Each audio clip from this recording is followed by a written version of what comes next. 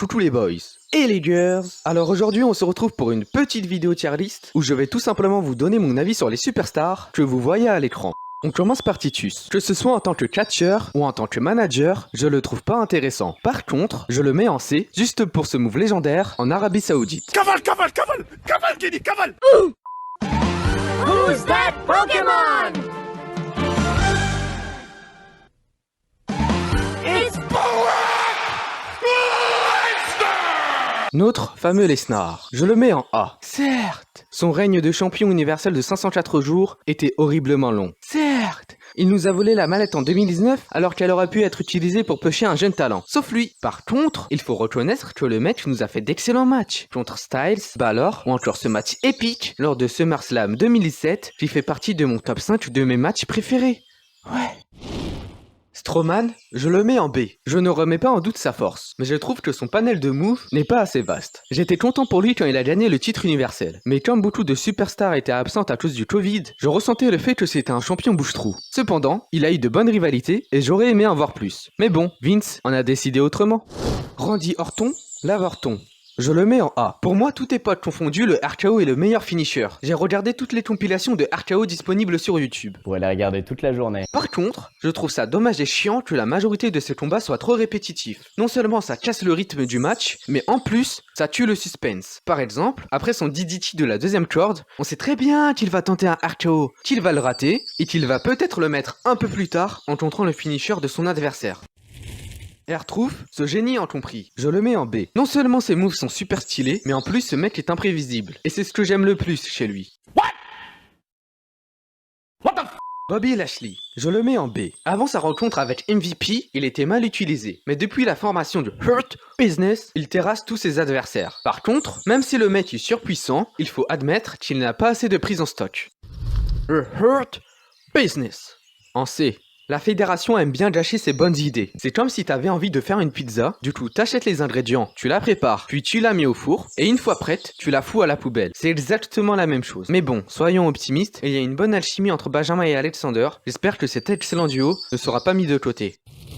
Lana, je la mets en D. À quel moment tu la mets sur un ring alors qu'on a des Amber Moon, des Sonya Deville ou des Alexa Bliss dans les vestiaires? Palmarès de Lana, j'ai traversé plus de tables que j'ai gagné de matchs. En plus, comme je n'aime pas cette personne hors ring, j'ai du mal à accepter le personnage de Lana. Pour les curieux, je vous mets la vidéo de Beast en description. Attendez, je reviens, j'ai un appel. Allô? Arrête de critiquer, toi, t'es qui? Mandy Rose, je la mets en D. Palmarès de Mandy Rose, lors du tout premier Royal Rumble féminin de l'histoire, j'ai été la première éliminée. Mon deuxième catcheur préféré, je le mets en S. On ne peut pas faire de mauvais matchs avec Styles dans le ring. Il nous a offert d'excellentes rivalités avec Cena, Joe ou encore Nakamura. Que ce soit la force, la vitesse, l'agilité, la technique ou encore le cardio, le mec a toutes les qualités physiques pour être un super athlète. C'est bon gros, arrête de me sucer la Le Miz, je le mets en A. Il est en dessous de Lesnar et Orton, car je veux bien admettre que sur un ring, c'est pas le meilleur. Par contre, selon moi, c'est l'un des personnages les plus charismatiques et connus de cette fédération. Je le mets au-dessus de Lashley et Strowman, car contrairement à eux, il nous fait d'excellentes promos. Je sais très bien ce que vous allez me dire. Ouais, mais le Miz, il est narcissique. Non, non, non. Il a confiance en lui. C'est pas la même chose. Asuka, je la mets en A. J'adore sa technicité dans le ring, et son personnage est plutôt stylé. Becky, en A. Certes, catcheusement parlant, elle est en dessous de Asuka. Par contre, sa gimmick d'human était génialement géniale. Elle a enfin été reconnue à sa juste valeur. Et ça, c'est cool. Ouais. Charlotte, je la mets en A. Certes, catcheusement parlant, elle est excellente. Je pense bien évidemment à sa prise en 8, à sa sélection naturelle, ou encore à son moonsault remixé. Par contre, je trouve qu'elle est trop mise en avant, alors qu'elle ne le mérite pas forcément. C'est un peu la Roman Reigns féminin. De plus, comportamentalement parlant, je l'aime pas. Surtout depuis cette promo en mai 2016. I don't need you anymore. You're immortal to them. To me, dead. Get out of my ring, I'm done with this sad story, get out. Mais espèce de... Est-ce que t'es sérieuse? Après tout ce qu'il a fait pour toi, il t'a nourri, il t'a logé, il t'a entraîné. Et c'est comme ça que tu le remercies? Je te rappelle que si t'as percé dans le catch game, et que si aujourd'hui t'es la championne la plus titrée, c'est grâce à lui. Je sais très bien ce que vous allez me dire. Ouais, mais c'était son script, elle ne pensait pas vraiment ce qu'elle disait. Oui, je sais. Mais pour moi, elle aurait dû refuser cette promo. Pour la construction du personnage, je ne trouve pas cette scène indispensable. Mais bon, heureusement qu'elle s'est excusée une semaine plus tard.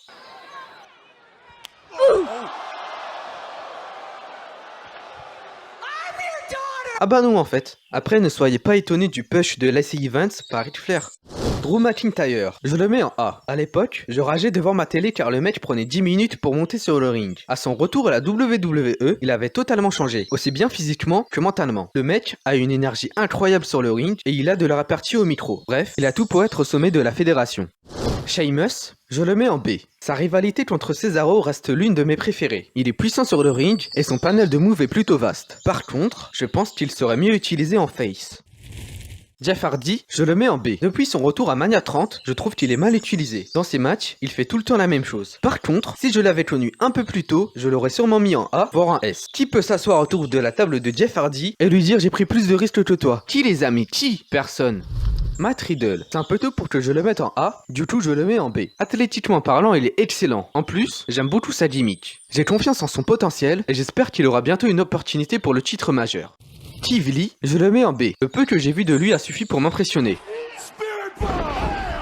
Le New Day en A. Le New Day nous a offert d'excellentes rivalités contre la famille Wyatt, les Usos ou encore ce match épique lors des Survivor Series 2017, qui fait partie de mon top 5 de mes matchs préférés. Par contre, je trouve qu'ils sont restés champions trop longtemps, ce qui a empêché le développement d'autres équipes.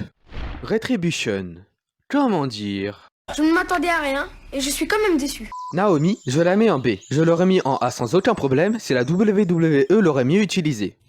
Le Fiend m'a tellement déçu que je le mets en D. C'est dommage, car ce personnage était tellement badass et stylé, pendant un an, il détruisait tous les adversaires sur son passage, pour finalement se faire démolir en moins de 4 minutes par Goldberg. C'est comme si tu disais à Mbappé de rentrer chez lui, car on reprend Zidane en équipe de France. Ça n'a aucun putain de sens. Il faut savoir accepter la retraite et laisser les nouveaux talents avoir leur moment de gloire. Ok, ça se dégage.